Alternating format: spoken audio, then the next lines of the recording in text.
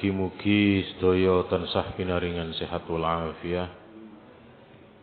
Alhamdulillah, kali ini di awal perjumpaan setelah hari raya, sesuai dengan tema kajian fikih kita yang menggunakan tematik secara fikih, sudah menjelaskan tentang bersuci, menjelaskan tentang sholat.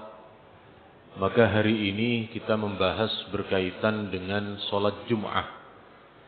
Bagaimana sholat Jum'ah, siapa yang berkewajiban, sinten mawon yang mendapat keringanan, bagaimana kalau perempuan ikut sholat Jum'ah, bagaimana sholat Jum'ah yang ada di rest area, di tol, yang melakukan sholat Jum'ah di kapal-kapal besar, kados kapal pesiar dan lain sebagainya.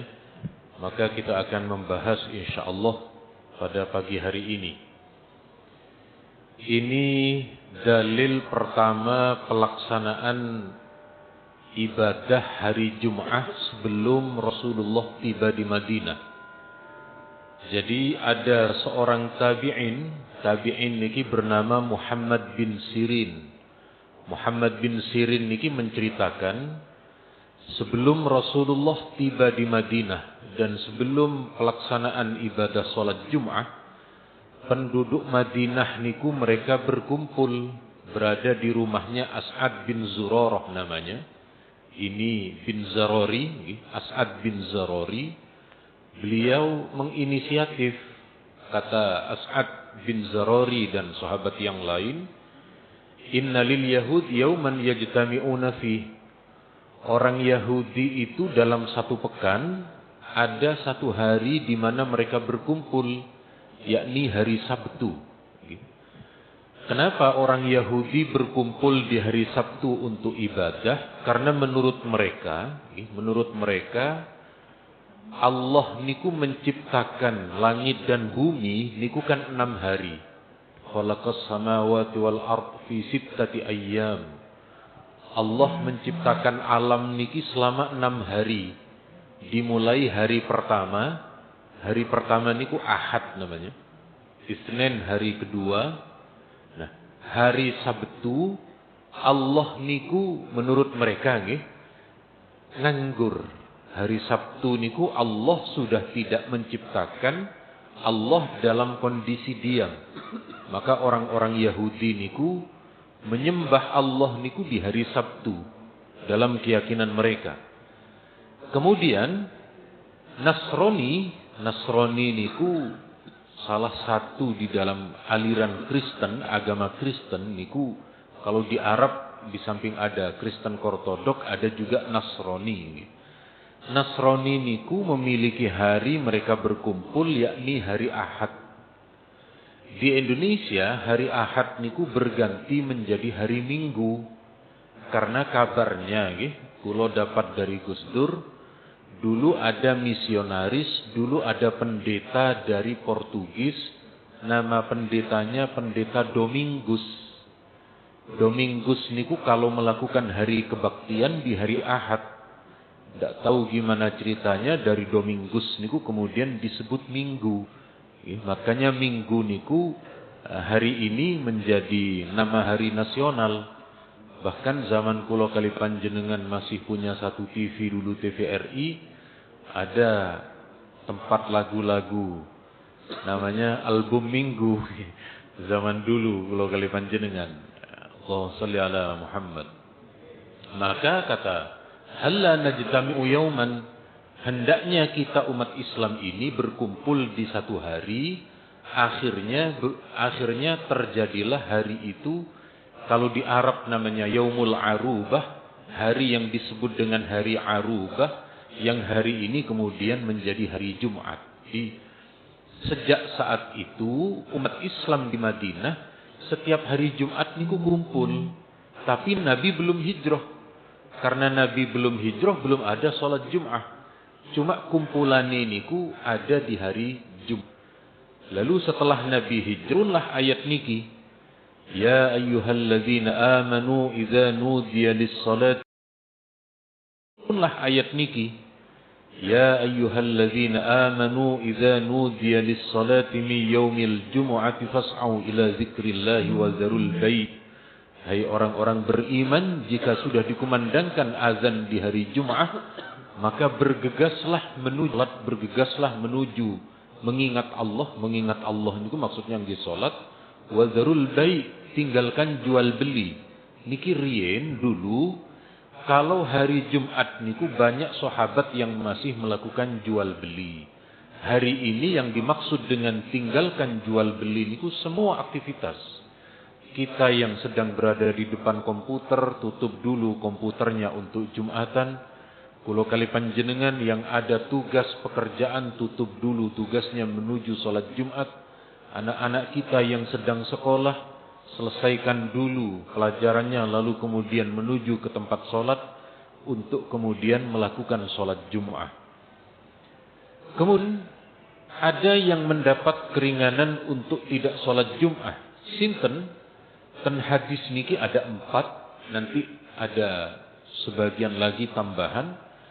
Man kana yu'minu billahi wal yaumil akhir fa 'alaihil jum'ah yaumal jum'ah. Barang siapa beriman kepada Allah dan hari kiamat, maka wajib baginya melakukan salat Jumat di hari Jumat illa ala marid, kecuali orang sakit. Orang sakit niku mendapat keringanan untuk tidak salat Jumat. Ada keterangan di beberapa hadis di penjelasan niku, orang yang khawatir sakit boleh tidak Jumatan, Pak. Jadi misalnya jaraknya jauh, nanti kalau dia menempuh perjalanan khawatir sakit, maka boleh tidak Jumatan. Termasuk niki yang dibuat dalil kemarin di masa pandemi, khawatir ada penyakit menular, masjid tidak boleh mengadakan sholat Jumat. Dikarenakan memang orang yang sakit niku boleh untuk tidak Jumatan. Memang saat niku sebab napa namanya masih terkaget-kaget bagi sebagian. Au musafirin, atau musafir, orang yang bepergian jauh.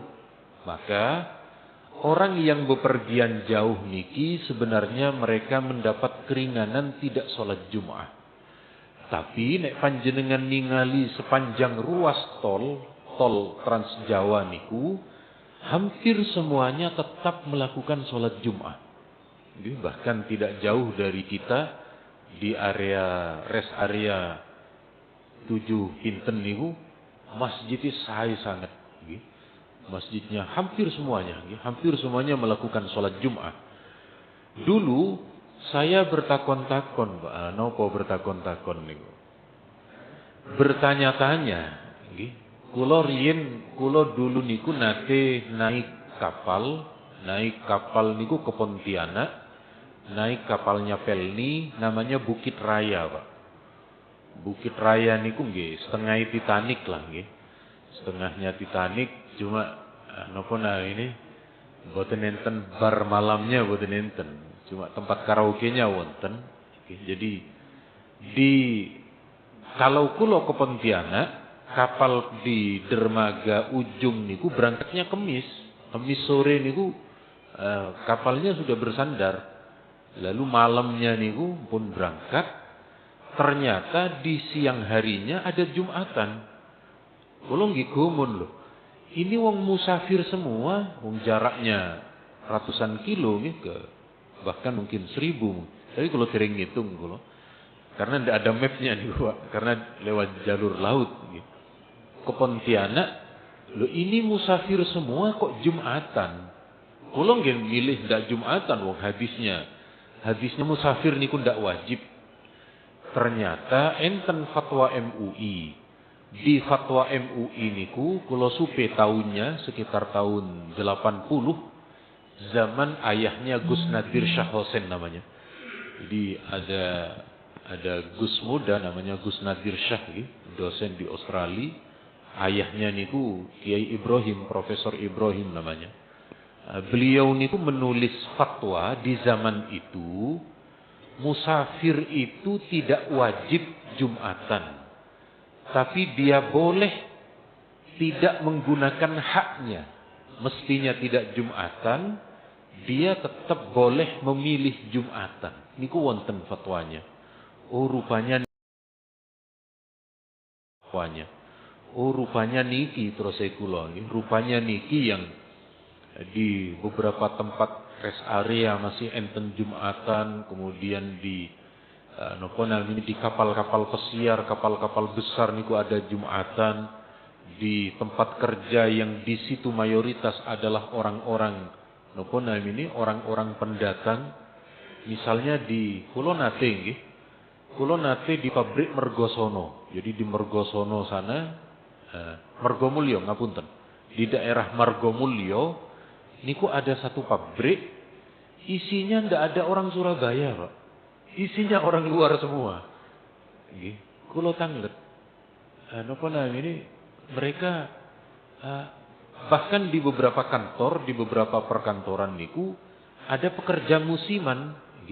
Jadi ke Surabaya niki namung cari kontrakan, cari kos, cari penginapan.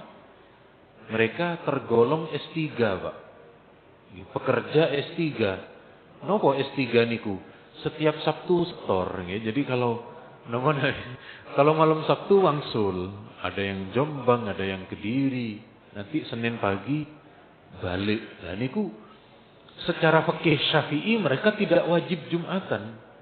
Tapi di pabrik tempat kerjanya, di kantornya enten Jumatan, Pak. Nah niki sekali lagi merujuk ke fatwa MUI yang mereka niki andaikan tidak Jumatan niku boleh, tetapi mereka tidak mengambil haknya, justru memilih untuk Jumatan. Jadi tetap sah. Atau kemudian bayi, anak kecil, demikian halnya budak. Budak niki zaman dulu, saat niki sudah tidak ada perbudakan. Sekarang yang ada niku sistem kerja. Nah, kula pernah membahas, jadi saat itu ada beberapa tempat kerja. Tempat kerja niku ada yang namanya security. Satpam.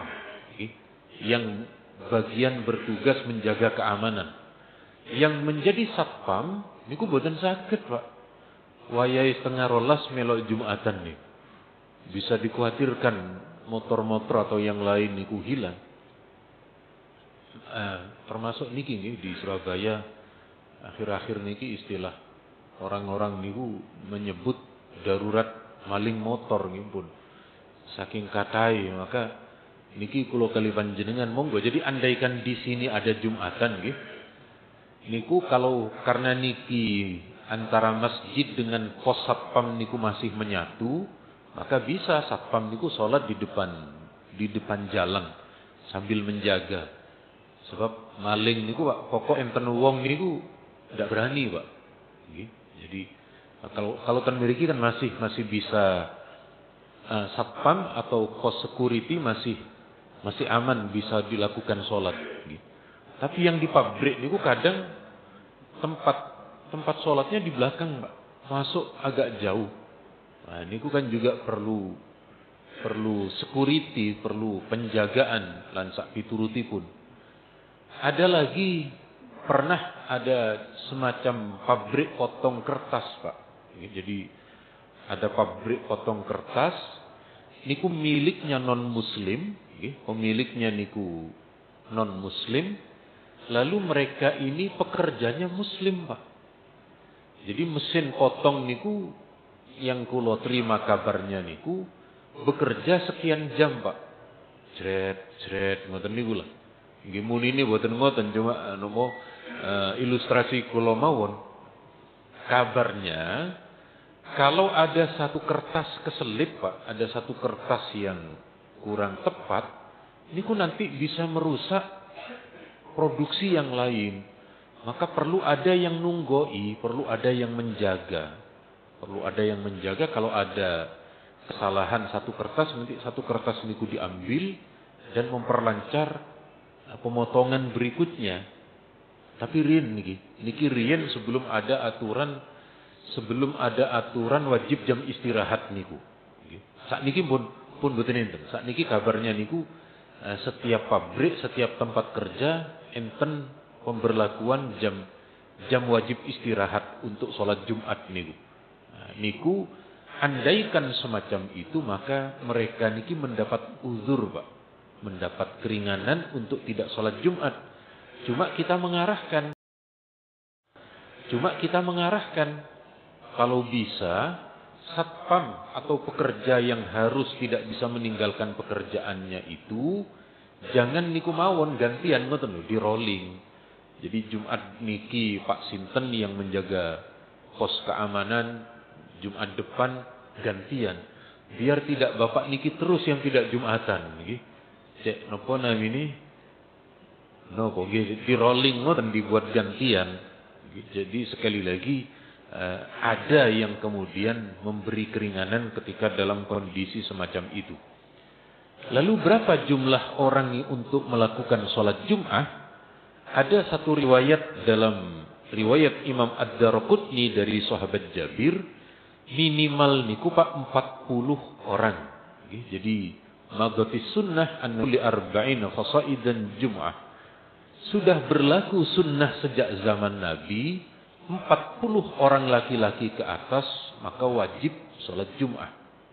Jadi kulo kali panjenengan di beberapa tempat alhamdulillah sampun nggih. Kulo nate Jumatan di sebuah kantor, Pak. Di sebuah kantor tidak perlu disebut ini. Jadi sampai kulo khutbah niku masih cuma satu baris, Pak. Kulo niku rada awang-awangan niki. Jadi sah napa boten. Tapi semakin akhir khutbahnya baru napa namanya baru lengkap dan banyak. Nggih. Tidak perlu disebut kantornya. Nggih. Tapi yang jelas Surabaya Barat, bukan ten mriki. Kulo napa namanya tidak enak seperti itu. Enakan di masjid-masjid kampung, di masjid perumahan ngeten niki yang memang mulai 10-15 menit sebelum azan niku pun mulai kumpul.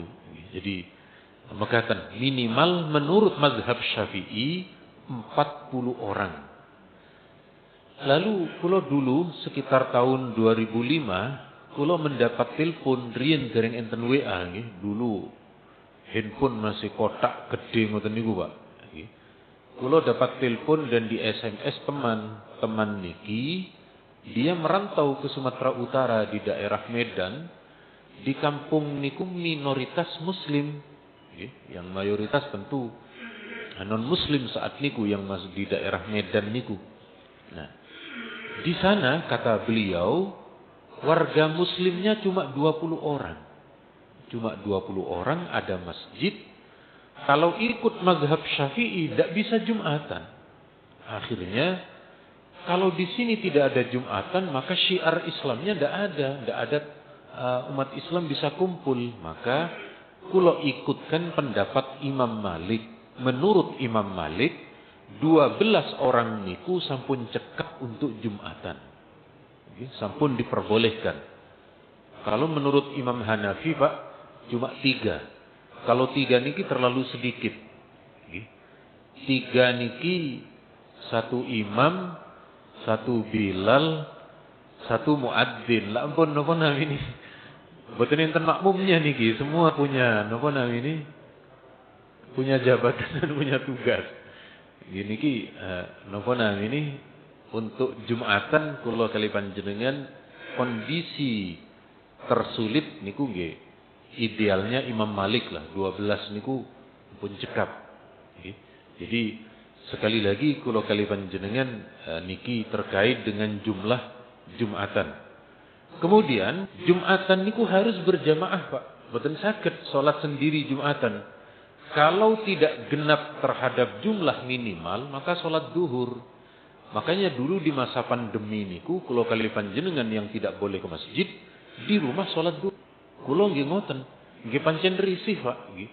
Biasa ke masjid kok kemudian mboten Jumatan niku risih. Tetapi pancen syaratnya niki hadisnya dalam riwayat Imam Abu Dawud, Nabi dawuh, al-jum'atu hakun wajib ala kulli muslim fi jamaah. Salat Jumat niku hukumnya wajib bagi setiap muslim laki-laki secara berjamaah. Kecuali 4 niku wau, cuma nek ten mriki perempuan. Gantinya musafir niku perempuan. Tapi intinya sama. Perempuan niku tidak wajib sholat Jum'ah. Artinya Pak, kalau ada satu kampung niku tiba-tiba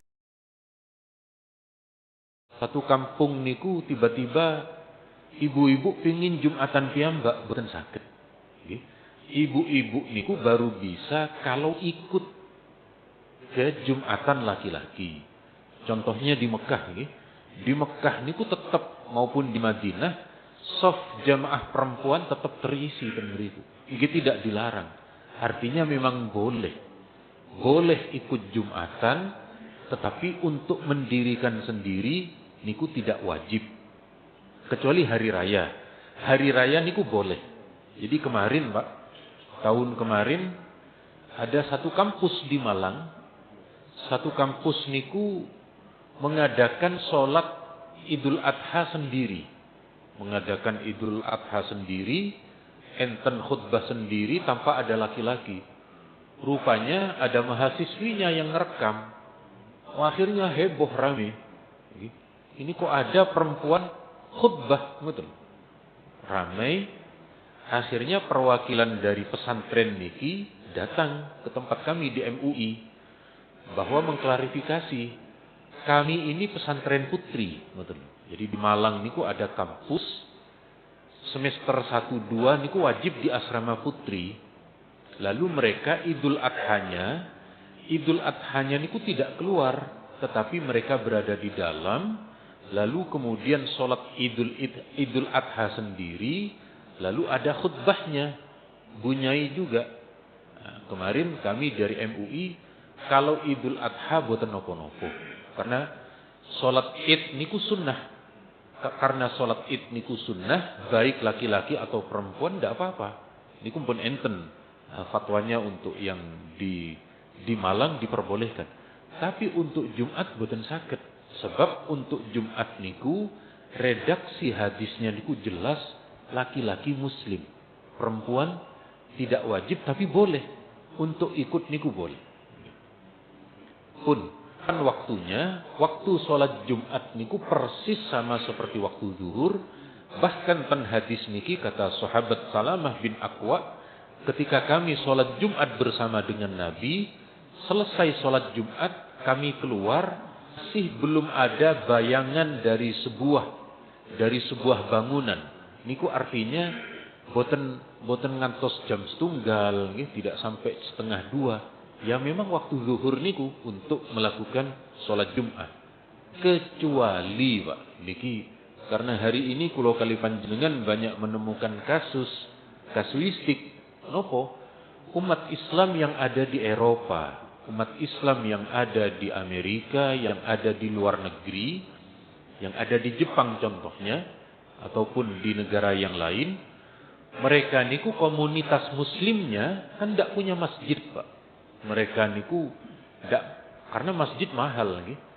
Meskipun kemarin komunitas muslim Indonesia di Denmark niku berhasil membeli masjid Pak. Kalau supe harga masjidnya sekian ribu euro.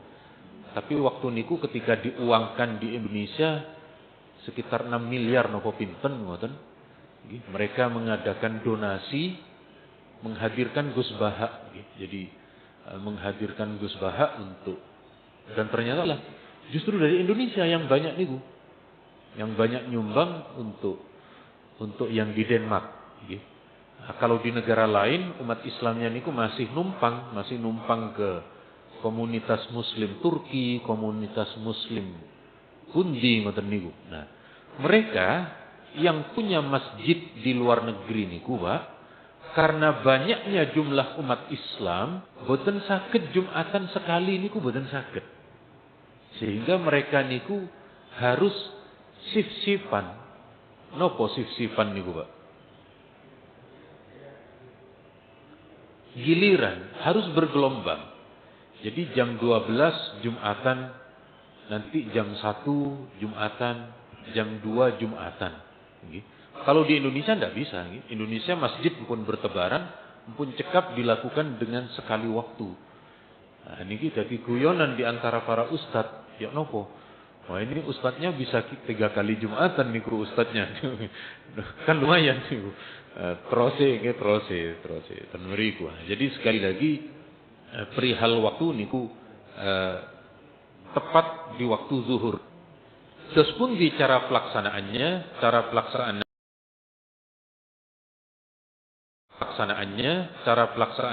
seperti biasa yang kita amalkan. Kata Ibnu Umar, dulu Rasulullah ketika beliau Jumatan itu Nabi khutbah terlebih dahulu, khutbahnya 2 kali, dari 2 khutbah 2 kali itu Nabi istirahat duduk. Lalu kemudian Nabi sholat Jumat sebagaimana yang kalian lakukan, kata Sahabat Umar. Kemudian niki 2 rakaat, sholat Jumat niku 2 rakaat sebagaimana dengan sholat duha dan sholat yang lain. Nah, niki Pak, kulo kemarin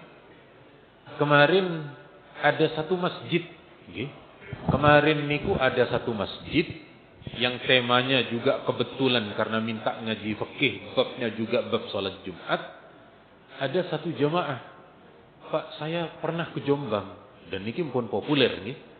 Di Jombang niku ada satu komunitas Muslim, setelah sholat Jumat mereka sholat duhur, Pak. Kenapa? Menurut mereka, menurut golongan niki, sholat niku jumlahnya sehari niku 17 rakaat. Kalau kepotong hari Jumat menjadi 15 rakaat kan ngoten. Dan itu tidak ada syariatnya kata beliau. Karena Nabi ketika mendapat perintah Isra Mi'raj niku 17 rakaat. Sehingga mereka niku setelah Jumatan lalu sholat duhur. Tak jadi 19 rakaat terus iku lho. Wong padha-padha napa namine? Padha-padha mereka masih Jumatan terus nambah dengan duhur. Tambah tidak sesuai lagi, malah nambah-nambahi ngoten niku. Jadi boten kula kali panjenengan, Pak. Nabi ketika melakukan sholat Jumat, setelah sholat Jumat Nabi boten sholat duhur, mpun cekap niku. Mpun cekap bagi kula kali panjenengan niki sholat Jumat niku pengganti sholat duhur. Wong hadisnya jelas kok. Riwayat dari Sayyidina Umar, sholat Jumat niku 2 rakaat, tidak perlu menambah setelah. Bahkan ada satu pendapat dari ulama, 2 khutbah niku kedudukannya sama dengan 2 rakaat. Andaikan digabung dengan duhur niku 4 rakaat. Jumatan niku 2 rakaat, penggantinya 2 khutbah niku. Jadi sekali lagi kula kali panjenengan tidak perlu mempermasalahkan niki. Kemudian di hari Jumat Pak sunnah mandi, mandi keramas. Mandi keramas niku menjadi kesunahan. Ten hadis niki man tawaddaa yaumal jum'ah fabiha wa ni'mat. Kalau ada orang tidak bisa mandi di hari Jumat, hanya cukup berwudu sudah bagus. Wa man ightasala fal ghuslu afdal. Tapi kalau ada yang bisa mandi, maka mandi keramas niku lebih utama. Terus pun kalau panjenengan Jumatannya niku berangkat dari tempat kerja, maka untuk mandinya Pak niku sudah bisa diawali sejak subuh. Ngeten niki. Panjenengan pagi-pagi jam 6, jam 7, oh ya hari ini hari Jumat. Lalu mandi keramas niku sampun mendapat kesunahan. Kemudian sunnah dan dianjurkan mendengarkan khutbah ketika hari Jumat niki yang sering disampaikan oleh Bilal dan seterusnya. Enten sedikit napa namine sedikit yang menjadi problem dan yang selalu ditanyakan Pak di beberapa tempat. Napa niku yakni terkait dengan khotib, apakah khotib itu perlu memegang tongkat napa boten? Ten riwayat niki ada satu riwayat sahabat namanya Syu'aib niki ketika beliau berada di Madinah melihat Rasulullah ketika naik ke atas mimbar, Nabi niku memegang tongkat. Maka ini yang dijadikan dalil sebagian masjid ada tongkatnya. Tetapi tidak pakai boten nopo-nopo. Jadi tergantung kondisional masjidnya. Kemudiannya ada mimbar. Mimbar atau podium tidak ada masalah, yang terpenting ada tempat bagi imam. Jadi saat itu Rasulullah niku Pak awalnya niku kalau Nabi berkhutbah, Nabi niku bersandar ke pohon kurma. Lalu ada seorang sahabat anak tukang kayu. Nabi, saya punya usul Nabi, bagaimana kalau panjenengan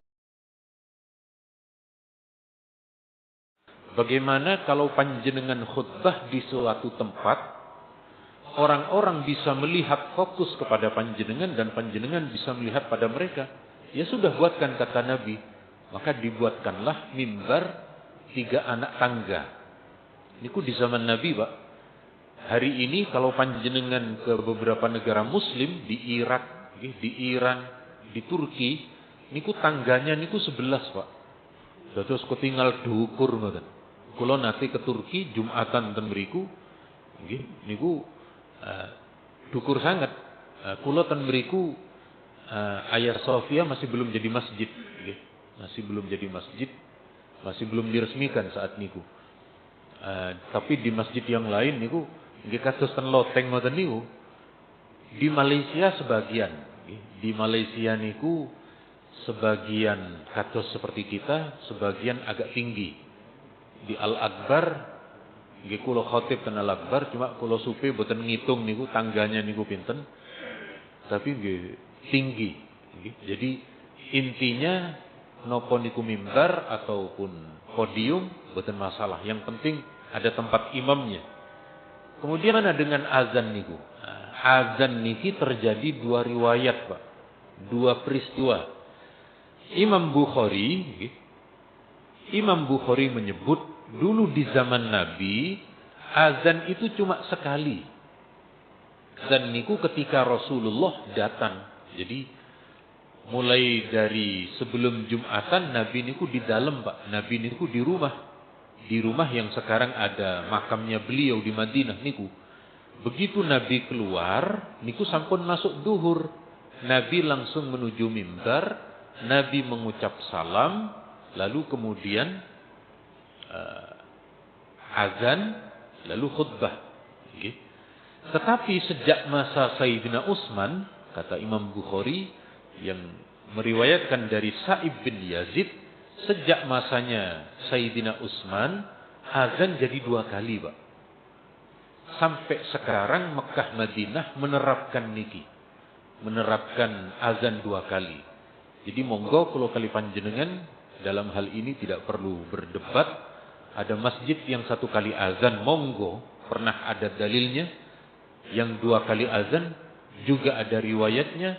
Bahkan di beberapa negara di Timur Tengah masih berlangsung 2 kali azan niku. Nah, sepundi dengan qobliyah Jumat. Ada qobliyah Jumat napa boten? Bagi masjid yang menerapkan 1 azan, tidak perlu qobliyah Jumat, Pak. Okay. Tidak perlu qobliyah Jumat karena tidak ada hadis secara khusus napa qobliyah Jumat niku boten enten. Okay. Karena niku Nabi begitu dari rumah beliau, dari kediaman beliau langsung Jumatan, tidak dilihat Nabi niku salat boten enten. Bagi yang menerapkan 2 azan, monggo boten napa-napa salat sunnah qobliyah dulu karena menggunakan hadis umum. Jadi dalil niku ada 2, Pak. Ada dalil khusus, ada dalil umum. Nah, bagi masjid yang melakukan qobliyah Jumat niku menggunakan dalil umum niki. Ya napa? Ma min salatin mafruḍah illa wa baina yadayha rak'atain. Tidak ada solat wajib kecuali sebelum solat wajib niku ada qobliyahnya. Nah, karena Jumat niku juga bagian dari solat wajib, maka miturut Imam Ibnu Hajar berdasarkan menggunakan dalil umum niki boleh ada qobliyah. Jadi sekali lagi kula kali panjenengan tidak perlu berdebat di masjid yang 2 azan nggih monggo, panjenengan yang kersa qobliyah monggo. Bagi yang 1 azan tidak perlu solat qobliyah juga boten napa-napa. Cuma kula sering menemukan ketika kula Jumatan di satu tempat yang menerapkan 2 azan, niku beberapa orang ndak mau salat qobliyah nggih boten napa-napa. Nggih, kadang kula jelasaken ketika kula khutbah, ketika ada masjid dengan 2 azan lalu salat sunnah qobliyah, hadisnya niki. Nggih, supaya kula kali panjenengan tidak saling napa namini, tidak saling menyalahkan antara satu dengan yang lain, karena masing-masing ulama niku memiliki dalil, baik dalilnya bersifat umum ataupun yang lain pun. Kemudian berikutnya niki yang terakhir, yakni salat tahiyatul masjid. Napa salat tahiyatul masjid niku? Salat ketika kita datang ke masjid, maka ada anjuran salat tahiyat. Tahiyat niku penghormatan, Pak. Kula kali panjenengan enten salat tahiyat penghormatan terhadap masjid. Tentu yang kita hormati adalah zat yang kita sembah, yakni Allah Subhanahu wa taala. Nah, Nabi ini nate khutbah, Pak. Nabi pernah berkhutbah, lalu ada seorang sahabat namanya Sulaik Al-Ghatafani. Niku beliau datang, beliau duduk. Oleh Nabi ditanya dari mimbar, "Kamu sudah sholat 2 rakaat apa belum?" "Belum, Nabi." "Kamu sekarang berdiri lalu sholat 2 rakaat."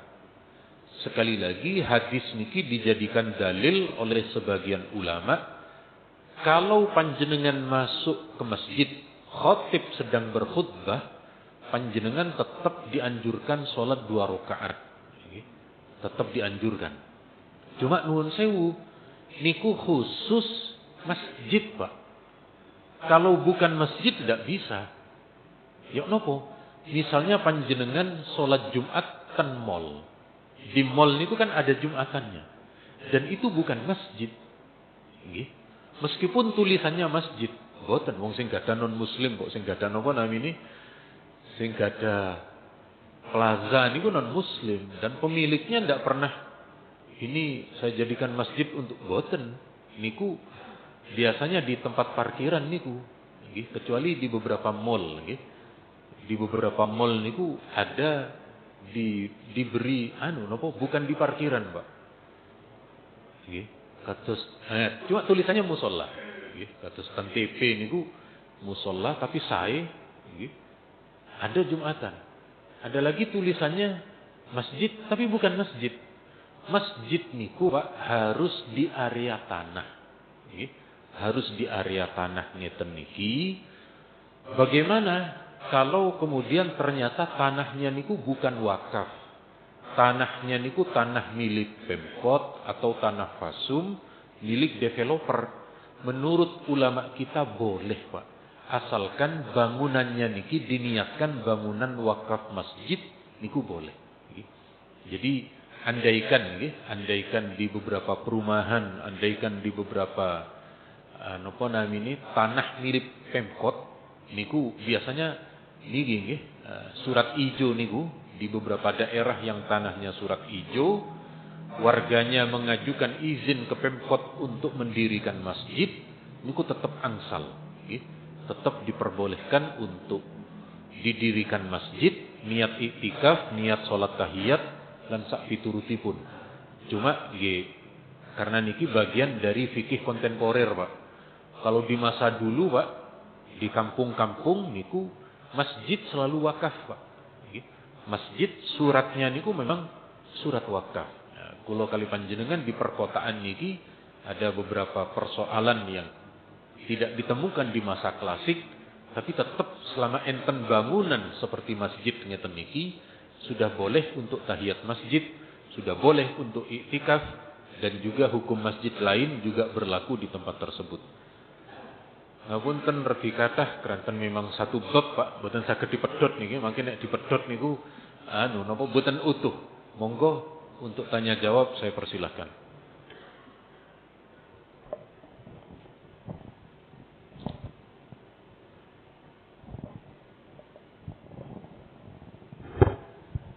Assalamualaikum warahmatullahi wabarakatuh. Mestinya banyak yang saya tanyakan. Ini sedikit saja. Ini Ustaz, pemberitahuan saja ini tadi. Ustaz ngomong kalau kita nggak wajar kalau sholat itu sip-sipan. Ini terjadi Ustaz waktu pandemi. Pandemi itu sudah selesai, terus pengumuman boleh mengadakan sholat Jumat. Nah ini saya pas waktu Jumat itu ada di Teluk Aru. Teluk Aru itu kan ada Ar-Rahmah, masjidnya besar. Nah, saya ke Ar-Rahmah, ternyata Ar-Rahmah masih nerapkan tidak boleh. Terus orang-orang yang datang ke sana banyak ngomong, wah kalau gitu ke sebelah ada Jumatan. Nah waktu di sebelah itu Pak, ya agak jauh dari Ar-Rahmah. Ternyata musolanya kecil, masjidnya itu kecil. Jadi terjadi dua sip. Nah itu saja yang nganu. Terus pertanyaan saya, Ustaz. Kalau merujuk tadi Ustaz, Satpam boleh jaga sambil Jumatan ya. Kan ada jarak Ustaz.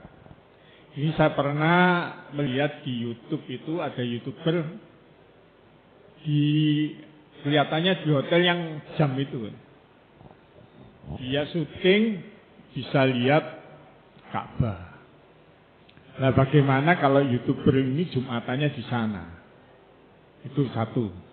Yang kedua Ustaz, mengenai orang yang datang waktu khotib sudah berada di mimbar. Katanya kalau ada khotib yang sudah di mimbar, itu malaikat nutup bukunya. Bagaimana status orang yang telat ini? Nah itu saja dulu. Terima kasih. Assalamualaikum warahmatullahi wabarakatuh. Waalaikumsalam. Matur nuwun. Nggih. Matur nuwun. Jadi betul kemarin di masa pandemi niku kula kali panjenengan berada dalam masa darurat nggih. Jadi ketika dalam masa darurat seperti yang panjenengan sampaikan masih ditolerir nggih, masih ditolerir. Yang tidak bisa ditolerir niki Pak, napa? Jumatan virtual. Nggih. Jumatan pakai Zoom. Nggih, Jumatan pakai Zoom. Gini ki anunya, napa namanya? Saestu enten Zoom-nya yang jadi imam konco kula piyambak. Konco kula di Jakarta, nggih memang agak rada-rada nyeleneh orangnya. Jadi begini, karena tidak ada Jumatan saat itu, maka beliau menggagas Jumatan virtual, Jumatan online. Dia posisi di Jakarta. Posisi di Jakarta. Di pemberitahuannya niku Pak, tidak boleh ikut sholat Jumatan virtual kecuali di bawahnya Jakarta. Karena dia yang barat, yang barat paling dekat dengan menghadap Ka'bah, ini tuh Jakarta. Jadi Jakarta, Jawa Timur, itu kan di belakangnya. Nah ternyata ketika Jumatan gak ada yang dari Aceh Pak. Berarti kan lebih depan daripada imamnya. Jadi boten saged. Jumatan virtual boten saged niku. Nggih, Jumatan virtual boten saged niku. Kami di MUI tidak mengesahkan niku. Boten saged Pak. Anu pun ini meskipun terhubung boten saged. Nah, bagaimana dengan niki? Dengan ketika sholat di Masjidil Haram. Betul Pak. Jadi aturan masjid Pak, aturan masjid niku seperti ini. Sholat itu harus kumpul dalam satu area. Imam ten mriki, makmum yang di atas di sekeliling niku semerep berkumpul dengan imam. Kalau dia tidak berkumpul dengan imam, berada di luar misalnya ten mriki, ada di lapangan atau mungkin ada di jalan-jalan misalnya saking ambernya, amber niku napa nggih? Saking melubernya, kalau niku softnya masih nyambung, niku masih bisa, Pak. Masih bisa. Nah, ten Mekah niku nuwun sewu. Ten Mekah niku kita kesulitan mendeteksi niki mazhab apa. Keranten gini ku Pak. Enten sing napa namine? Ada yang sholat dari dalam, nggih, ada yang kula niku pernah umroh. Umrohnya niku agak jauh hotelnya, Pak. Niku nggih ngoten. Nggih. Di musola hotelnya niku agak jauh kan, tapi enten TV nih. Sehingga dia pakai TV yang live ke Ka'bah. Lalu sholat ten mriku. Padahal umpami coro berjalan niku masih bisa. Jadi kita untuk di Mekah niku kesulitan menghukuminya karena terlalu banyak pendapat ten mriku, karena terlalu banyak mazhab. Tapi intinya kula kali panjenengan untuk Jumatan niku tetap ikut konsep napa? Jumatan klasik, Pak. Ya napa? Rawuh ke masjidnya ngoten lho. Boten usah melok-melok YouTuber sing napa namanya salat dari atas. Niku aslinya Pak memperlihatkan kalau dia itu mampu sewa hotel yang di dekat tower niku. Intinya kan niku bagi YouTuber niku. Atau ya nopo lah. Jadi intinya untuk kula kali panjenengan ikut yang klasik mawon nggih, ikut ke Jumatan, hadir di masjid. Yang kedua, bagaimana dengan anjuran mendengarkan khutbah, perintah mendengar khutbah ten hadis niki, tapi di sisi lain Nabi memerintah sahabat Sulaik untuk sholat sunnah. Nah niku yok nopo? Nah, niki kula kali panjenengan mekaten. Sholat sunnah niku kan tidak lama nggih. Sholat sunnah niku paling 2 menit, Pak. 2 menit niku nggih pun rodok sedengan lah nggih. Sementara khutbah niku kan antara 15 menit. Nah, rupanya Nabi niki menyuruh sahabat untuk salat 2 rakaat karena masih ada space. Nopo space niku, Pak? Masih ada rentang jarak untuk mendengarkan khutbah. Jadi Nabi ingin sahabat niku tetap bisa mendengar khutbah dan sekaligus tidak meninggalkan sholat tahiyat masjid. Karena memang khutbah niku masih ada cukup waktu untuk mendengarkan. Kecuali kulo Pak nggih, kecuali kulo ketika kulo niki datang bermakmum sing kira-kira khatib niku mau selesai, kulo boten Pak. Kulo milih mendengarkan khutbahnya. Jadi memang mendengarkan khutbah sekaligus sholat tahiyat niku opsional nggih. Panjenengan langsung duduk mendengarkan khutbah nggih angsal, panjenengan sholat sejenak kalau kira-kira masih ada waktu yang cukup untuk mendengarkan khutbah, monggo sholat sunnah terlebih dahulu, setelah itu kemudian mendengarkan khutbah. Jadi niki sifatnya adalah kondisional. Matur nuwun. Monggo salajengipun nggih 1 2 nggih. Izin bertanya Ustaz, nama saya Maktum, terima kasih atas kesempatannya. Yang pertama terkait apa isi khutbah yang dianjurkan. Mohon maaf tadi saya terlambat, mungkin terlewat. Apa saja isi khutbah yang dianjurkan selain ajakan bertakwa? Karena ketika kami di desa dulu khutbahnya hanya pakai bahasa Arab, nggak ada bahasa Indonesia yang sama sekali. Sedangkan sebaliknya di kampus itu khutbahnya bisa sampai 45 menit. Di kebetulan di ITS itu lama sekali dan sangat membosankan. Kemudian pertanyaan yang kedua, mohon maaf di luar konteks, tapi ini penting saya tanyakan. Bagaimana hukumnya jika saya merayakan ulang tahun istri saya? Kebetulan istri saya saat ini ulang tahun hari ini. Apakah diperbolehkan? Ada pendapat yang mengatakan bahwa menyerupai kaum Nasrani ketika kita merayakan itu. Tapi saya sebagai seorang suami itu merasa bahagia dengan kelahirannya beliau di beberapa tahun yang lalu begitu. Terima kasih banyak Ustaz atas kesempatannya. Waalaikumsalam. Matur nuwun. Bagaimana dengan seseorang yang kandungan di dalam khutbah? Di dalam khutbah niku yang diperintahkan oleh Nabi, nggih, pesan utama niku adalah untuk mengajak jemaah bertakwa kepada Allah. Niku poin utamanya. Poin utamanya seperti itu.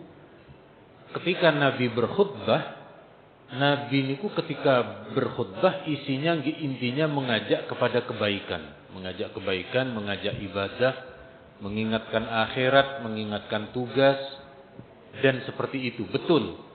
Kulo dulu berarti sama-sama dari kampung, nggih. Di kampung niku khutbahnya bahasa Arab. Yang terpenting cukup ada kalimat ittaqullah. Bertakwalah kepada Allah. Niku sudah sah. Secara fikih niku sudah dibenarkan. Bukan berarti satu kampung paham bahasa Arab semua, boten nggih. Niku cuma kebiasaan kiai-kiai zaman dulu. Begitu di Surabaya niku berbeda. Kulo punya kiai. Dulu kiai saya mengajarkan, sampean kalau khutbah di kampung bahasa Arab sudah cukup, kalau di kota tidak cukup. Di kota itu tidak semua orang bisa ikut ngaji di acara seperti ini. Kadang ada orang itu ke masjid cuma Jumatan saja. Maka ketika Jumatan itu beri isi ilmu, beri isi yang betul-betul memberi pengetahuan tentang Islam. Nah, niki hari ini berlaku di beberapa masjid niku 15 menit. Di beberapa tempat niku begitu khotib masuk di mimbar niku tertulis maksimal 15 menit. Niku tasik sopan, Pak. Ada satu masjid pakai lampu, Pak. Jadi kalau sudah 15 menit cetek niku langsung merah, Pak. Nggih. Alhamdulillah saya berhenti sebelum lampu merah nih. Nggih. Tapi enten prose di beberapa nate kula nggih. Nate di angkatan laut, Pak, ten Mako Armatim nggih. Ten Mako Armatim niku Laksamana Muda nggih, coro jenderal. Ini ada pesan dari Pak Jenderal, jangan lama-lama, 15 menit. Siap prose kula. Niku tasik sopan niku, Pak. Yang agak tidak sopan niki di Kenjeran, Pak, nggih. Di Kenjeran niku di daerah Larangan namanya. Niku mau khutbah, Pak, terus air lagi tinggi. Nggih. Jamaahnya datang. Ustaz ojo suwe-suwe. Iki banyu gede. Nek suwe-suwe iwake melayu. Mereka mau melaut, Pak, nggih. Mereka mau nggih. Intinya kalau kemudian sampai 40 menit 45 menit niku secara fikih niku terlalu panjang. Jadi ada di dalam hadis niku antara ukuran khutbah dengan solat niku paling tidak setara. Niku nek fikihnya nggih. Nek fikihnya niku ngoten. Cuma karena di kota nggih, kalau di kota 10 menit niku ndak dapat ilmu niku, Pak. Niku 10 menit baru muqaddimah niku. Nggih 15 menit nikulah, 15 menit niku pun utuh mendapatkan satu pesan. Tapi kalau 45 menit niku nggih terasa kuliah ngoten niku, nggih. Tapi intinya sekali lagi intinya khutbah niku ajakan pada kebaikan. Pun. Kemudian bagaimana dengan pelaksanaan melakukan ulang tahun? Nggih, ulang tahun niku ada yang kemudian secara ini ada beberapa ustadz yang menghukumi agak keras dengan cara menilai sebagai tasyabbuh atau dianggap sebagai menyerupai terhadap agama lain. Yang dipakai adalah dalil niki, Pak. Man tasyabbaha biqaumin fahuwa minhum. Barang siapa yang menyerupai suatu kaum maka dia golongan dari kaum itu dan seterusnya. Hadis niki hadis bersifat umum, Pak. hadis bersifat umum niku tidak bisa dijadikan landasan menyalahkan setiap orang boten saged. Makanya kula sependapat dengan ulama niki, Pak. Niki ulama dari mazhab Hanafi. Kata beliau, tidak semua kesamaan dengan agama lain niku dilarang, tidak bisa begitu. Mereka muslim makan, kita juga makan. Apa kemudian karena mereka makan lalu kita tidak boleh makan? Oh, tidak begitu. Mereka rumahnya terbuat dari batu bata. Mereka rumahnya terbuat dari batu bata. Kulo kali panjenengan griyane nggih sami batu bata. Apa kemudian harus Islami pakai kurma? Nggih boten mekaten. Maka ten mriki yang dimaksud menyerupai agama lain yang tidak boleh niku dua. Nopo? Pertama, yang ditiru niku sesuatu yang tercela. Yang kedua, kesengajaan meniru. Kalau kulo kali panjenengan, istri kita ulang tahun, lalu kita doakan, tercela nopo boten? Boten tercela wong mendoakan kok.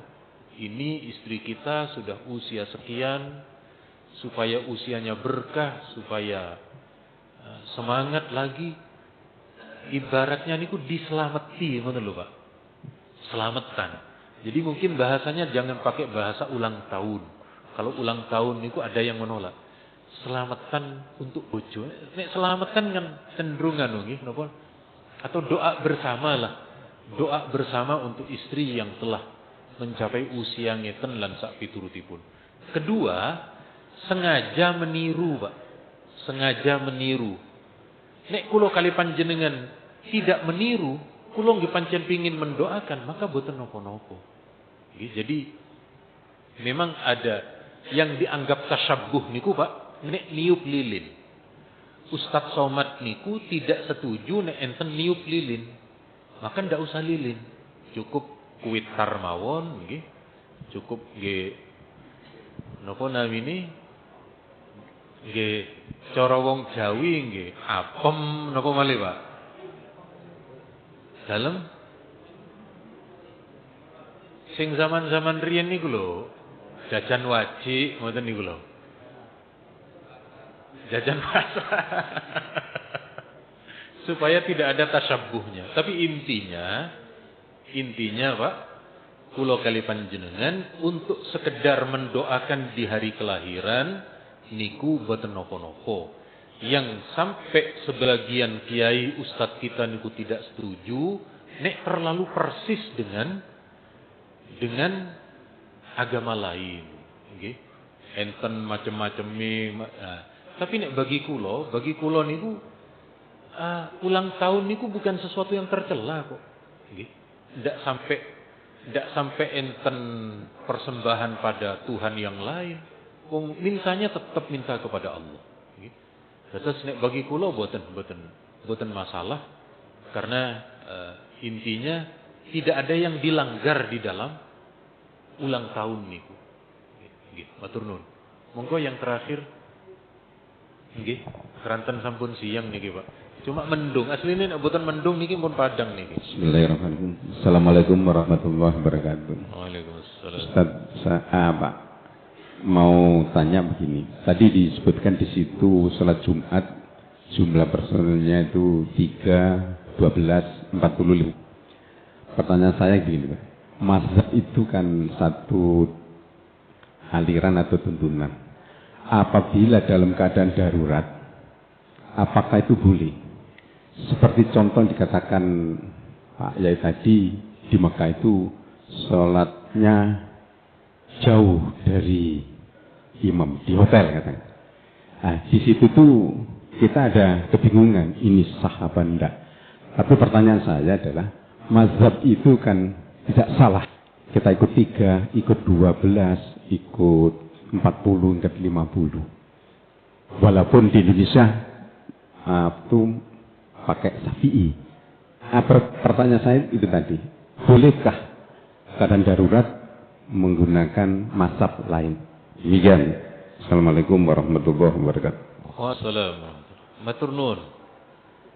Sedikit kula paringi ilustrasi dan ilustrasinya boten panjang. Panjenengan pernah ke Mekah kan nggih? Biasanya insyaallah kita sedikit niki napa namine sedikit melihat kondisi orang yang melakukan tawaf di Mekah. Tawaf di Mekah niku kalau laki-laki perempuan bersentuhan niku batal menurut mazhab Syafi'i. Suami istri ketika berpegangan niku juga batal. Nah, nek panjenengan Syafi'i tidak selesai-selesai tawafnya. Kulo berkali-kali tawaf, Pak. Kulo berkali-kali tawaf menghindari perempuan. Menghindari perempuan, kulo berada di tengah. Satu kali putaran aman, tidak ketemu perempuan. Dua kali putaran tidak ketemu. Begitu hampir akhir, tiba-tiba ada orang Turki, orang India, langsung nyelonong, nginjak kaki, Pak. Yang rawan niku kaki. Waduh, niki nek batal, terus wudhu, sementara wudhunya jauh. Balik lagi, batal lagi. Sehari tidak selesai niku, Pak. Nah, betul yang panjenengan sampaikan, kulo kali panjenengan dalam kondisi tertentu boleh ikut mazhab lain. Kalau ikut mazhab Syafi'i, remek sehari niku Pak, kulo kali panjenengan. Jadi ikut mazhab lain tidak hanya bab sholat Jumat, tidak hanya bab batal wudu, dalam segala aspek ketika kulo kali panjenengan kesulitan boleh ikut mazhab lain dan niku sah. Termasuk pegang istri. Kulo keseharian kulo kalau dipegang istri kulo wudhu lagi. Kecuali di dua tempat. Di dua tempat niku kulo selalu pegang istri. Kapan? Ketika tawaf. Ketika tawaf kulo pegang niku istri. Kedua, ketika ada di mall niku selalu kulo pegang tangannya istri. Sebab nek boten dipegang niki mampire kathah niku, Pak. Ten butik-butik, ten ini kata mampire. Saya kira ini bukan cuma istri saya, istri jenengan juga. Dikira waduh, ini di mall Pak Ustadz istrinya dipegang terus. Ini mesra sekali, bukan mesra niki. Sebab banyak menghabiskan ngoten niki boten dipegang. Keranten niki sampun siang ngapunten. Intinya sekali lagi kula kali panjenengan alhamdulillah insyaallah menambah ilmu sehingga kulo kali panjenengan bisa beribadah kepada Allah sesuai kemampuan dan masing-masing kita tanpa menyalahkan antara satu dengan yang lain. Sepindah malih cekap semanten kulo doakan mugi panjenengan sedaya pinaringan sehat walafiat, panjang berkah rezekinya. Bulan depan insyaallah tentang tema salat perjalanan nggih, salat safar, salat jamak, salat qashar lan sak piturutipun. Cekap semanten subhanakallahumma wa bihamdika asyhadu an la ilaha illa anta astaghfiruka wa atubu ilaik. Nyunakengi pangapunten. Wassalamualaikum warahmatullahi wabarakatuh.